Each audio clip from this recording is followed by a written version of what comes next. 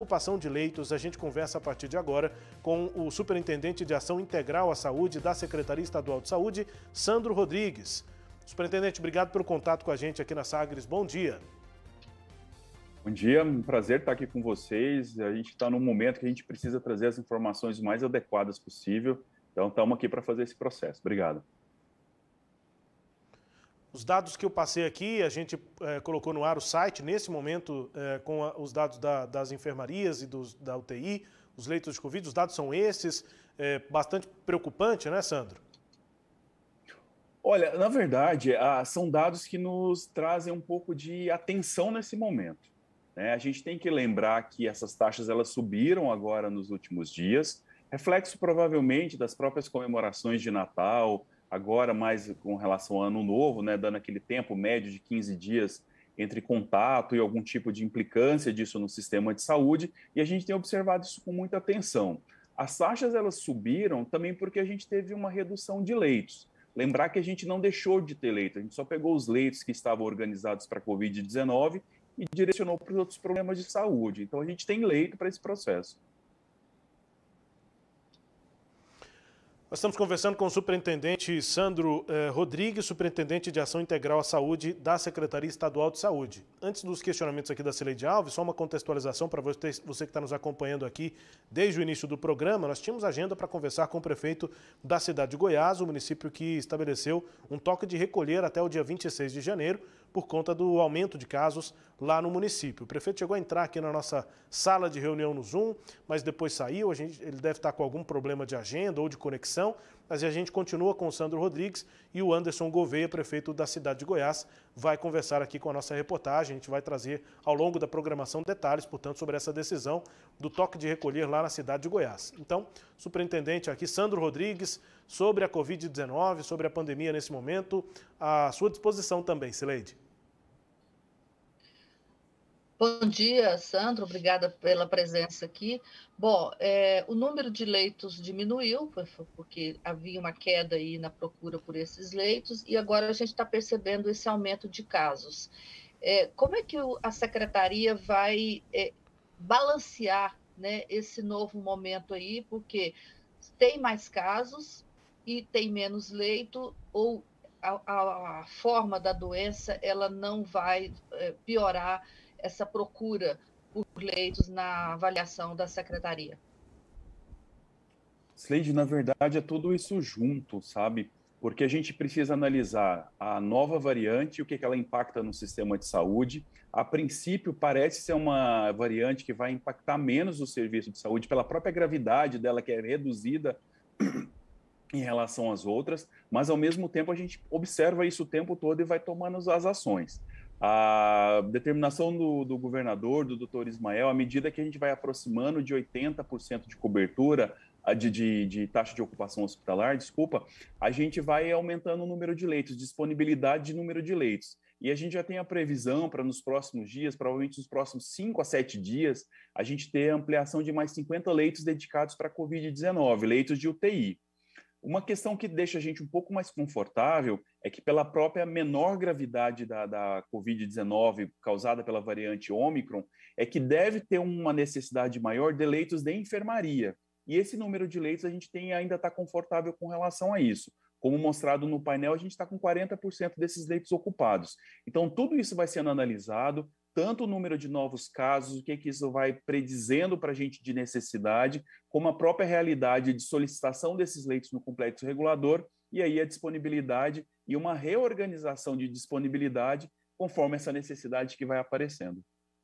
Quer dizer que o Estado tem um gatilho, chegou em 80% a ocupação, seja de UTI, seja de enfermaria, ampliam-se as vagas?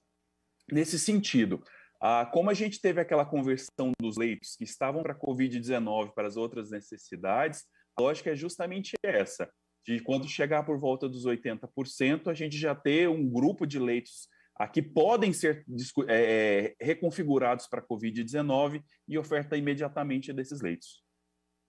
O hospital de campanha foi desativado, ele não, portanto, não poderá mais entrar nesse rateio. Isso não vai fazer falta? Essas vagas do hospital não farão falta agora? A gente vai precisar acompanhar, acreditamos que não. né? Num princípio de comportamento da pandemia, um aumento de procura, ok, mas não um aumento exagerado de procura por leito. E, ao mesmo tempo, o hospital que agora a gente inaugura no dia 18, o Hospital Estadual da Criança e do Adolescente, ele parte para dar apoio para a rede na perspectiva da pediatria. Então, daquele grupo de leitos que eu citei anteriormente, parte deles vão ser abertos agora, a partir do dia 18, no Hospital da Criança e do Adolescente, justamente para crianças com Covid-19. Bom, eu estou vendo aqui, são hoje 158 leitos de UTI e 142 de enfermaria. Até onde vocês podem chegar com a ampliação, levando-se em conta essa nova realidade? Sileide, a gente teve naqueles momentos mais complexos da pandemia, agora no ano passado, março, abril do ano passado, a gente chegou a quase 600 leitos. Essa é a capacidade hoje do sistema de saúde, do sistema estadual de saúde. Claro que isso vai sendo trabalhado conforme a necessidade, conforme o comportamento da pandemia. Então, sempre tem essa possibilidade. A gente fala que o sistema de saúde ele é muito dinâmico, porque as necessidades de saúde da população também são assim. Então, sempre essa possibilidade de remanejamento de leitos, de outras questões que podem ser trabalhadas e organizadas. Agora, o mais importante que a gente tem que sempre deixar claro que o leito é importante, mas que enfrentar a pandemia não é só leito, né? A gente precisa da parceria das prefeituras com relação ao atendimento da atenção primária à saúde, das equipes de saúde da família, da atenção primária, enfim, todo esse processo organizando, porque a regra ela não muda muito com relação às próprias medidas de proteção e como cuidar dessas pessoas. A gente precisa testar as pessoas positivas, elas precisam ficar isoladas conforme todas as recomendações, para a gente sempre quebrar o que a gente chama da cadeia de transmissão, que é uma pessoa contaminada, contaminando mais X pessoas, e aí virando todo aquele cenário mais complexo que a gente não quer chegar. Então, uma parceria muito importante das prefeituras para testar, para ter atendimento na atenção primária, fazer a questão de medição de oximetria de pulso, da saturação do sangue, enfim, essas questões todas aí, para evitar que as pessoas se agravem. É uma das questões mais importantes, inclusive.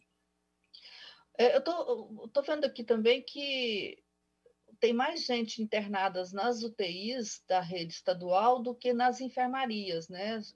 São 115 leitos de UTI ocupados e 55 de enfermaria. Você agora há pouco falou que espera que tenha mais procura por enfermaria, mas não é o que os números estão mostrando agora. Por quê? Sileide, a gente tem que lembrar que esses dados aí são dos hospitais estaduais, não de toda a rede hospitalar do estado de Goiás. Então, a gente acredita que grande parte desses pacientes que a gente chama de moderados, que precisam de uma atenção hospitalar, mas não uma atenção de cuidado intensivo, estejam internados nesses outros hospitais. Nos hospitais municipais, em algum outro hospital regional que exista, e não especificamente estejam tendo essa necessidade para os hospitais estaduais. Ontem a Prefeitura de Jesúpolis anunciou que não vai mais atender nas unidades dela no município, uma cidade pequena, os casos mais leves, né? Só vai atender urgência e emergência. Isso pode impactar aqui na procura por leitos, na medida que parte de uma população ficará sem assistência? Duas questões. A primeira é que o atendimento à saúde ele é integral. Dentro do SUS não se pode escolher quem vai atender, quem não vai atender. Ainda mais numa unidade básica de saúde ou numa unidade de pronto atendimento, que a gente trabalha com demanda espontânea. O paciente chega, ele precisa ser avaliado e atendido. Então, a gente está nesse acompanhamento mais global aí, junto com o próprio Conselho de Secretarias Municipais de Saúde, porque se isso acontece lá, o problema maior eu acho que não é nem em relação à internação, mas a migração desse paciente em busca de atendimento.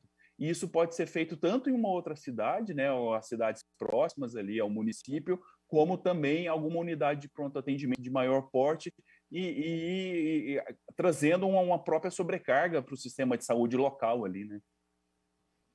Bom, para essa semana aí, a tendência é continuar com os números atuais que nós temos hoje de unidades instaladas, ou vocês já perceberam, porque eu estou vendo aqui que a ocupação de UTI já está está bem próximo dos 80%, quer dizer, está preparado esse gatilho para ser acionado já por essa semana ainda?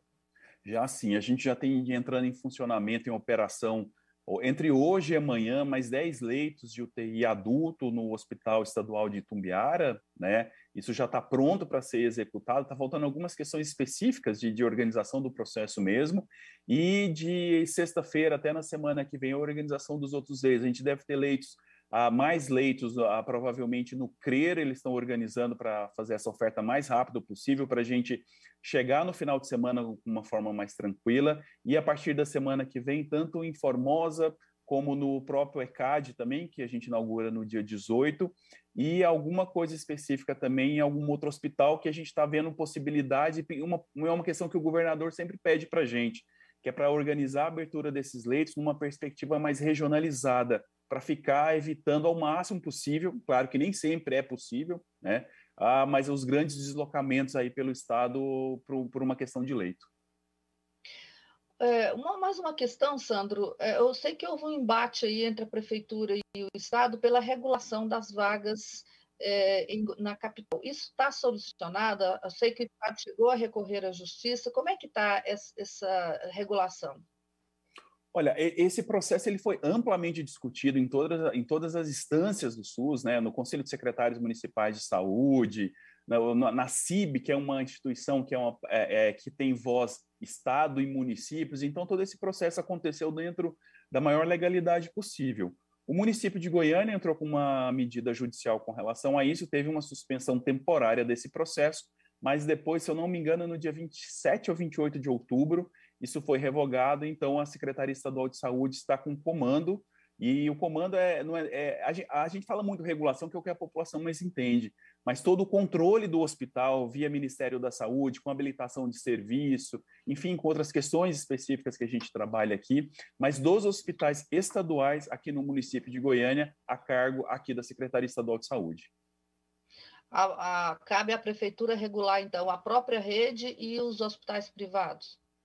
A própria rede, os hospitais privados, mas também, no caso de Goiânia, a Santa Casa de Misericórdia, né, que é uma questão importante, um hospital importante aqui dentro da nossa rede, e também o Hospital de Clínicas. Federal, né? Quer dizer, um que é mantido por entidades sem fins lucrativos e uma outra que é federal. Isso. Rubens?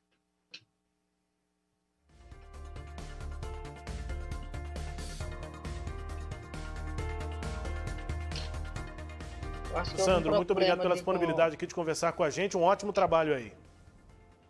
Obrigado, à disposição, e sempre que precisarem estamos aqui. Obrigado. Bom dia.